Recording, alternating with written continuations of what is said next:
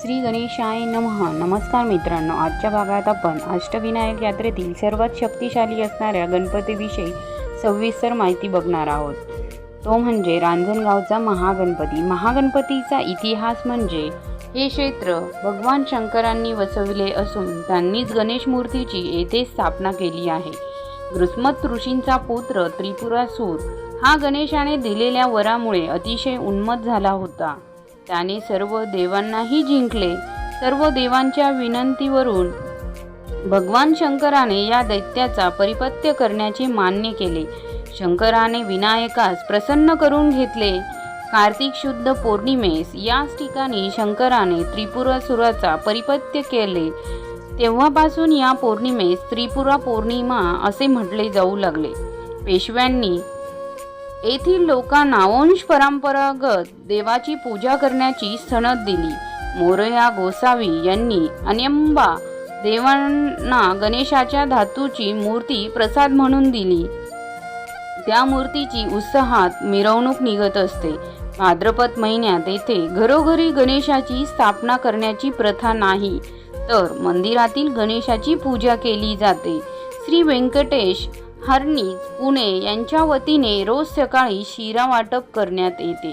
अष्टविनायकातील सर्वात शक्तिमान असे मानल्या जाणाऱ्या महागणपतीचे मंदिर हे पूर्वाभिमुख असून मंदिराचे बांधकाम पेशवेकालीन पद्धतीने केलेले आहे. या मंदिराचे वैशिष्ट्य असे की उत्तरायण व दक्षिणायन यांच्या मधल्या काळात सूर्याची किरणे महागणपतीच्या मूर्तीवर पडतात. महागणपतीचे मंदिर हे पुणे अहमदनगर मार्गावर ओझरपासून 2 तासाच्या अंतरावर आहे. अष्टविनायक यात्रेतील 8वे मंदिर हे महागणपतीचे असून हे सर्वात शक्तिशाली आहे असे मानले जाते. असे म्हणतात की त्रिपुरासुराबरोबर युद्ध करण्याआधी शंकराने गणपतीची येथे आराधना केली होती. महागणपतीची कथा अशी सांगितली जाते की ऋषी ग्रीस्मत यांचा मुलगा त्रिपुरासूर हा एक बुद्धिमान बालक होता आणि गणपतीचा खूप मोठा भक्त होता. त्याच्या भक्तीने प्रसन्न होऊन त्याला त्रिपुरा इतका मौल्यवान धातू दिला. ते केवळ शंकरच नष्ट करू शकत होते. अहंकाराने उन्मत्त झालेल्या त्रिपुरासुराने देवांना त्रास देण्यास सुरुवात केली. ब्रह्मदेव आणि विष्णू त्यांच्या त्रासाला कंटाळून लपून बसले. तेव्हा घाबरून दबा धरून बसलेल्या देवांना नारदांनी सल्ला दिला की त्यांनी गणपतीची मदत घ्यावी. गणपतीने देवांची मदत करण्यास मान्य केले. त्यानंतर गणपतीने ब्राह्मणाचा वेश धारण केला आणि त्याने त्रिपुरासुराला 3 उडणारी विमाने बनवून देण्याची सबब देत त्याला कैलास पर्वतावर चिंतामणीची मूर्ती आणण्यास सांगितले. लोभाने आंधळा झालेल्या त्रिपुरासुराने कैलासावर आक्रमण केले. शंकर त्याला हरवू शकत नव्हते. शंकरांच्या हे लक्षात आले. त्यांनी गणेश वंदन केले नाही. शंकराने षडाक्षर मंत्र म्हणत गणपतीला आवाहन केले. तेव्हा तेथे गणपती प्रगट झाला आणि त्याने शंकराला त्रिपुरासुराला हरवण्याच्या सूचना दिल्या. त्या सूचनांचे पालन करून शंकराने लोभी त्रिपुरासुराला ठार केले आणि त्या जागी महागणपतीचे मंदिर बांधले. महागणपतीचे मंदिर हे पूर्वाभिमुख मंदिर अशा प्रकारे बांधले गेले आहे की दक्षिणायनात सूर्याची किरणे थेट मूर्तीवर पडतात. हा गणपती कमळावर बसलेला असून रिद्धी सिद्धी त्याच्या सोबत आहे.